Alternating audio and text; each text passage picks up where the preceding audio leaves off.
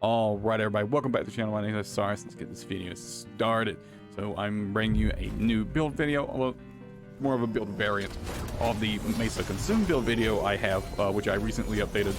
If you want to see how this build works in depth and then apply the changes you see in this video, feel free to go do that.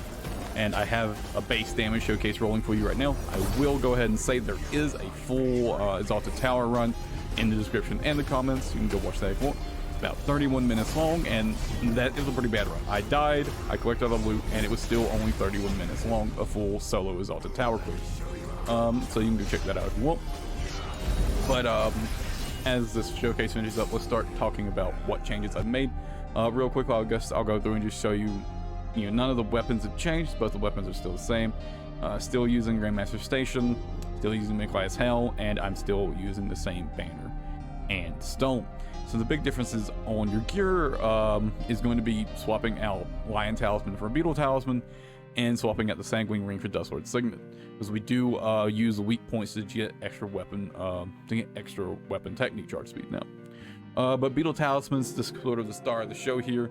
This gives us a very nice, pretty good size AoE that we kind of use to help boost our clear speed, because one of the problems that the Mesa build has previously is that you essentially deal with one enemy at a time, because Avalanche technique only affects one enemy.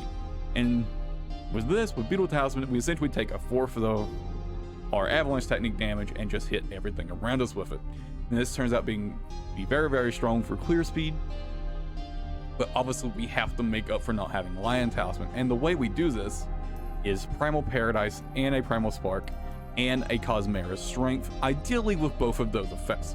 I only have the Paradise effect on mine. This is the best option I have, but if you have a Cosmera Strength with both, this is one of the few instances where the double primary elements are very, very, very useful for this specific build. I'll go over the rest, but everything else is pretty much the same. I dropped Void Shell here. I moved my Fortitude here, but we're not running Void Shell anymore. Didn't really need it to begin with. It was mostly just for comfiness, but pretty much everything else is still the same as before. And that's pretty much all the difference to build. I will go ahead and mention that you might be worried about sort of the damage that you deal. It might be severely less, but luckily it's actually not that much less damage. As you can see here, I consume. I do about 210,000 damage, and another fourth of that is done with Beetle Talisman, about 50,000 damage. So about 260,000 damage out of your Northern technique. Now, the previous version of the build gets about 270,000.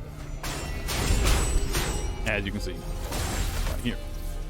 So a very small decrease in damage, a slightly more significant decrease in poison consumed damage, which does mean it is slightly harder to charge your Avalanche technique, right?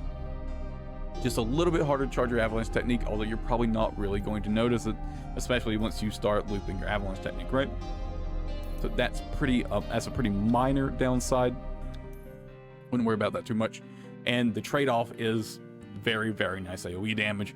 In fact, I find the issue I have with this build the most was I wouldn't have my banner up in time for the next boss fight, so I wouldn't be able to start, do my usual, Thundering Slam, Banner, Archon Fury, Petrifying Slam combo at the start of a boss round, because I wouldn't have my banner up, and I'd be like sitting there, spamming banner button, and its banner just wasn't ready. It happened a couple times. The build is definitely an upgrade in clear speed. Like I mentioned, the Exalted Tower build, the Exalted Tower run I recorded for this build, my first attempt with this build, 31 minutes. Just crazy, crazy strong. And that's going to pretty much sum it up. Not very, very few changes, but a massive, massive difference in clear speed. And that's going to be it for this video. I hope you guys enjoyed it, and catch you in the next one. Till then, take it easy, everybody.